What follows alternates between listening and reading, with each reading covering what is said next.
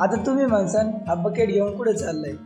चला तर सांगतो. नमस्कार मित्रांनो, मी आहे रोहित. स्वागत आहे तुमचं आजच्या ब्लॉगमध्ये. सकाळी सकाळी मी निघतो बाहेर निघतो म्हणल्यावर काही ना काही कारण असणंच.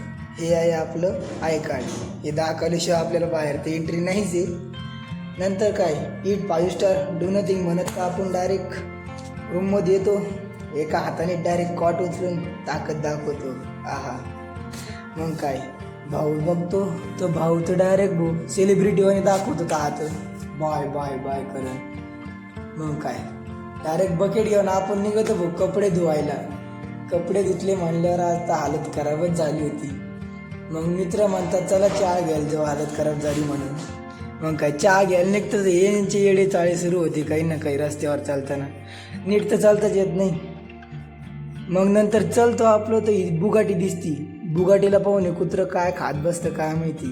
त्याच्यानंतर मग आपण चहा प्यायला, चहा घेऊन परत येतो. मंडळी काय वाटत बघत राहते आपली कधी येतं म्हणून. मग काय, एंट्री मारून थेट निघतो आपण हॉस्टेलकडे. निघता हे दिसतं भाऊ इलेक्ट्रिकलवाल्यांचं जीवन, म्हणजे आमचं जीवन आहे ते ट्रान्सफॉर्मर. मग काय, चालता आपला विचार होतो की व्यायाम करायचा. मग काय, मित्राला घेऊन निघतो व्यायाम करायला. डायरेक्ट भाऊ तो उडीच मारतो वरून.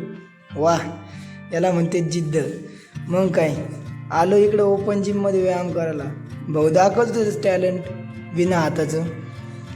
व्यायाम करून आपण परत येतो. तर कसा वाटला आजचा व्लॉग कमेंटमध्ये नक्की